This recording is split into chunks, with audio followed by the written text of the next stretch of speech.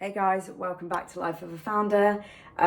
This week has been really crazy with work, and obviously I'm still building my platform as well as it being revenue generating. So it's really crazy at the moment, but I kind of wanted to share some things about bootstrapping and also once you are revenue generating, how to kind of manage everything. So for the people out there that have launched their businesses, bootstrapped and you're still working full time, I think there's a few things to remember. It's listen to your body. I think that's the most important thing that I have taken from all of this. Listen to your body, rest when you need to rest. And for me, hustle culture is not a thing. I think if you follow hustle culture, you won't love what you do. You will tolerate it because you have to and you got yourself into it. And it's just, for me, it causes burnout. So I think my first one would be listen to your body and do what you need to do. And that will mean sometimes after work and after the times where you're working on your day job, you might not have time to work on your startup because you're so tired. But in the times that you do, you might get more done because you're so tuned into it. Like today for me, I actually did more and had more ideas than I've ever had. Because I actually dedicated a whole day to doing it, rested when I needed to. I think number 2 is work within your means. Don't overexert yourself. Remember that even when you are revenue generating, having a good financial forecast is the main thing.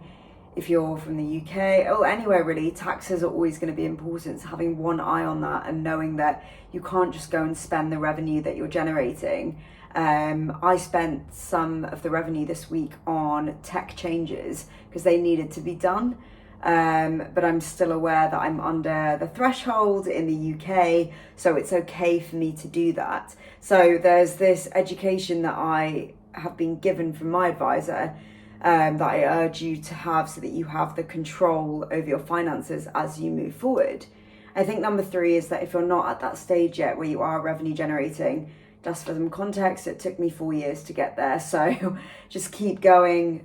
You need to find other ways to do it. And it can be challenging. So feel free to contact me and I can tell you all about what I did and the journey I went through. And number 4, I would say focus on things that actually will encourage connections and networking and profitable networking, if you will. So for a while I was thinking I should reach out to X, Y, and Z people on LinkedIn, but I would never respond to a cold message. The one thing I would do is when I meet people at events, I'm more likely to see them again because I've actually already met them. So I've dedicated myself to going to one networking event in my sector per week. It's doable, it fits with my schedule, and it's more likely to bring me results.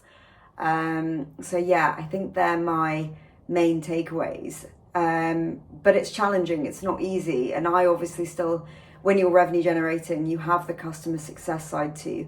You have to make sure that your customers that you do have are happy and that they stay as retained clients. And I think that can be challenging too, because you need to make sure you check in with them. You need to make sure they're getting value for their money, that they're using the platform if it's tech, and that they're aware of new feature releases as they go. But yeah, it's definitely an interesting one. It's a tiring one because from my side, it's a marketplace. I have 2 or 3 different users that I'm addressing here. So it can be challenging, but I think it's giving yourself a lot of time and space to have those ideas. I think the benefit of bootstrapping is that you're not under the clock, whereas I think sometimes you can be with investment. I feel quite lucky that I chose this journey because it's definitely on my time and I'm the one that can put pressure on myself, nobody else.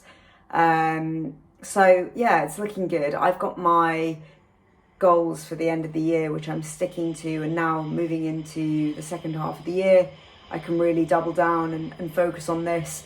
I'm in a very stable place with my day job, so now I can actually really push harder here.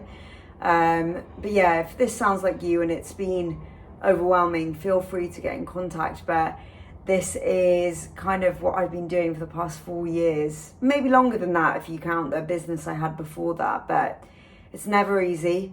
I think consistency, showing up, and having an advisor have been the main reasons why I'm definitely at this point. But no, it's good. And yeah, just a short one for today. But yeah, thanks guys. And again, feel free to contact me if you need anything, and like and subscribe. Thank you. Bye.